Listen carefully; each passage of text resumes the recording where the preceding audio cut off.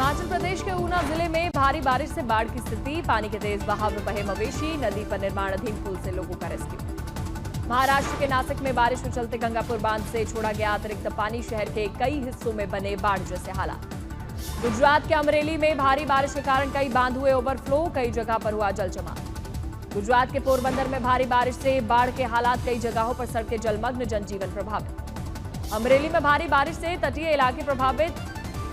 पीपावाव बंदरगाह की खाड़ी में पानी के तेज बहाव में फंसा नजर आया शहर। गुजरात के कई जिलों में मूसलाधार बारिश का कहर देखने को मिला। गुजरात के जामनगर जिले के कई इलाके जलमग्न, जनजीवन अस्त व्यस्त। गुजरात के भावनगर में भारी बारिश से उफान पर नदी नाले। पानी के तेज बहाव में फंसी एक कार। पुणे जिले की मीरा घाटी में पिछले 4 दिनों से हो रही भारी बारिश के कारण 3 बांध ओवरफ्लो। कांगड़ा में पौंग बांध के पानी से कई गांव जलमग्न। लोगों को बचाया गया, सुरक्षित स्थानों पर पहुंचाया गया। हिमाचल के कुल्लू में फिर से बादल फटा। सैलाब ने मचाया हाहाकार। शास्त्री नगर नाले में आई बाढ़। कुल्लू फ्लैश फ्लड के चपेट में आए कई वाहन। दुकानों और मकानों में घुसा मलबा। प्रशासन ने स्कूलों में की छुट्टी की घोषणा। कुल्लू में लगातार हो रही फ्लैश फ्लड की घटनाओं से जिले में सड़कें, बिजली और पानी की सेवाएं बाधित। अभी तक जिले में करीब 209 करोड़ रुपए का हुआ नुकसान। महाराष्ट्र के कराड़ में लगातार हो रही बारिश के बाद इलाके में भारी जलभराव। कोयना डैम से छोड़ा गया हजारों टन पानी। महाराष्ट्र के कल्याण में भारी बारिश के बाद वालधुनी नदी उफान पर। नदी के आसपास के इलाके जलमग्न। 2 दिनों से हो रही लगातार बारिश से सैकड़ों घरों में घुसा बरसात का पानी। महाराष्ट्र के कल्याण में भारी जलभराव के बीच अस्पताल नहीं पहुंच सकी गर्भवती महिला। एम्बुलेंस में ही हुआ प्रसव। नहीं बची नवजात की जान। मां सुरक्षित। मुंबई में मौसम विभाग ने अगले 3 दिन के लिए भारी बारिश का रेड अलर्ट जारी किया। पिछले 2 दिन से हो रही बारिश से मुंबई अस्त व्यस्त। पुणे के लोनावला में 24 घंटे में 432 मिलीमीटर यानी कि 17 इंच बारिश हुई। लगातार हो रही बरसात तोड़ सकती है पिछले साल का रिकॉर्ड। महाराष्ट्र के भिवंडी में मूसलाधार बारिश से जनजीवन अस्त व्यस्त। ईदगाह रोड पर भारी जलभराव, यातायात बाधित। महाराष्ट्र में भारी बारिश का प्रकोप। सांगली में उफान पर कृष्णा नदी। कई जगहों पर बाढ़ जैसे हालात। दिल्ली में चला बाढ़ का खतरा। यमुना का जलस्तर घटा। कालिंदी कुंज घाट पर पानी में आई 10 फीट तक की कमी।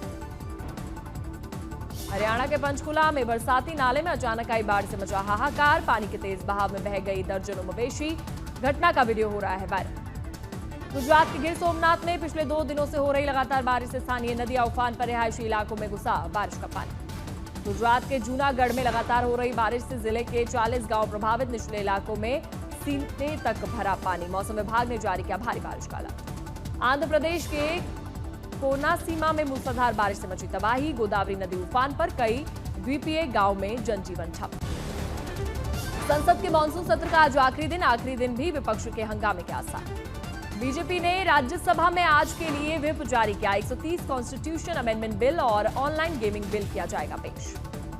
इंडिया गठबंधन के उपराष्ट्रपति उम्मीदवार भरेंगे पर्चा। आज सुबह 11:30 बजे भी सुदर्शन रेड्डी संसद पहुंच सकते हैं। एनडीए उम्मीदवार सीपी राधाकृष्णन के साथ टक्कर।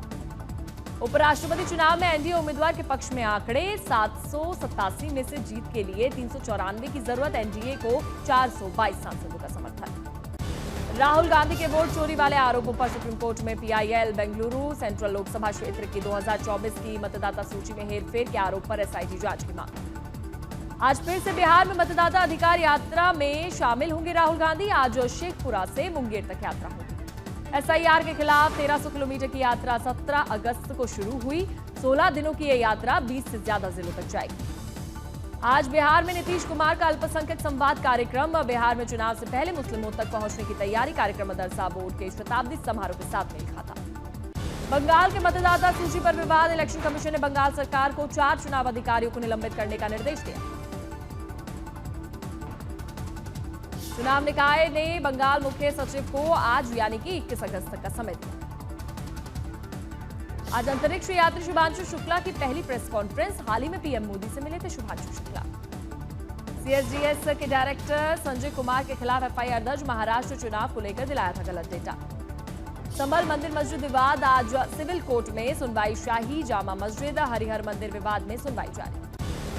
यूपी में 22 शिक्षकों की नौकरी गई। एफआईआर के भी आदेश। फर्जी प्रमाण पत्र से नौकरी पाने वाले शिक्षकों पर गाज। गौतम बुद्ध नगर जिला प्रशासन का बड़ा फैसला। 21 अगस्त 2025 यानी कि कल जिले के सभी स्कूल बंद रहेंगे। गुरु द्रोणाचार्य मेले के चलते जिला प्रशासन ने लिया फैसला। असम में जमाते इस्लामी का धमकी भरे ऑडियो की जांच। बांग्लादेश से जमाते इस्लामी ने 2 भारतीयों को भेजा धमकी भरा वॉइस मैसेज। अग्नि 5 का ओडिशा में सफल परीक्षण। 5000 किलोमीटर तक मार करने की क्षमता। भारत की पहली इंटर कॉन्टिनेंटल बैलिस्टिक मिसाइल। आज रूसी विदेश मंत्री सर्गेई लावरोव से मुलाकात करेंगे विदेश मंत्री एस जयशंकर। भारत और चीन से खफा नेपाल, दोनों को डिप्लोमेटिक नोट भेजा। नेपाल ने लिपुलेख के जरिए भारत चीन के बीच सीमा व्यापार को लेकर आपत्ति जताई। वांग छठे पाकिस्तान चीन विदेश मंत्रियों की रणनीतिक वार्ता में शामिल। उज्जैन में जर्मन प्रतिनिधिमंडल ने उज्जैन में औद्योगिक अवसरों की तलाशा। उसी के साथ महाकालेश्वर मंदिर में श्रद्धांजलि अर्पित की। 22 अगस्त को बिहार और पश्चिम बंगाल के दौरे पर रहेंगे पीएम मोदी। गया में 13,000 करोड़ की परियोजना की रखेंगे आधारशिला। गंगा पर बने औटा सिमरिया पुल का करेंगे उद्घाटन। कोलकाता में 5,200 करोड़ की परियोजना को भी पीएम मोदी रखेंगे नींव। नई मेट्रो ट्रेन सर्विस को दिखाएंगे हरी झंडी। बिहार में वोटर अधिकार यात्रा में शामिल तेजस्वी यादव का बयान। कहा, लोगों में मौजूदा सरकार के खिलाफ जबरदस्त गुस्सा। बोले, पीएम मोदी के दौरे का राज्य पर कोई असर नहीं पड़ेगा। आज गोवा में प्रमोद सावंत कैबिनेट का होगा विस्तार। सूत्रों के मुताबिक 2 नए कैबिनेट मंत्री गोवा प्रतिनिधिमंडल में होंगे शामिल। पॉलिसी धारकों को मिल सकती है बड़ी राहत। स्वास्थ्य जीवन बीमा पर जीएसटी को खत्म करने की योजना। जीएसटी परिषद को भेजा जा सकता है प्रस्ताव। बिहार में विपक्ष के दावों पर सीएम नीतीश के बेटे निशांत कुमार का पलटवार। कहा, मुख्यमंत्री के नेतृत्व में ही होगा चुनाव। मुख्तार अंसारी के बेटे अब्बास अंसारी को इलाहाबाद हाईकोर्ट से राहत। भड़काऊ भाषण केस में 2 साल की सजा रद्द। मऊ सदर से विधायकी होगी बहाल। चीनी विदेश मंत्री के भारत दौरे पर विदेश मंत्रालय का बयान सामने आया। कहा, बॉर्डर विवाद को सुलझाने पर भारत और चीन में बनी आम सहमति। बिहार दौरे पर पहुंचे रेल मंत्री अश्विनी वैष्णव का बड़ा ऐलान। इस साल दिवाली और छठ पूजा के सीजन में बिहार के लिए चलाई जाएंगी 12,000 से ज्यादा स्पेशल ट्रेन। एक नई वंदे भारत और 4 नई अमृत भारत ट्रेनें पटरी पर दौड़ेंगी। वापसी किराए पर 20% की छूट के साथ मिलेगा कंफर्म टिकट। केरल के नाम आज दर्ज होगी बड़ी उपलब्धि। पूर्ण डिजिटल साक्षरता हासिल करने वाला देश का पहला राज्य बनेगा केरल।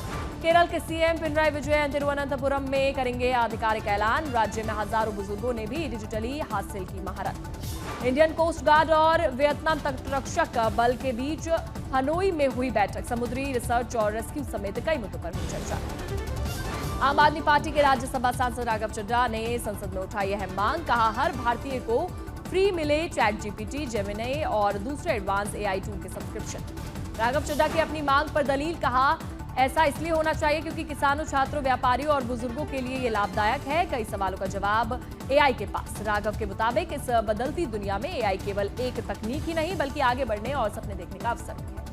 नवी मुंबई में भी गणेशोत्सव की तैयारियां तेज। पुलिस ने की अहम बैठक में गणेश उत्सव और ईद को लेकर बनाई गई रणनीति।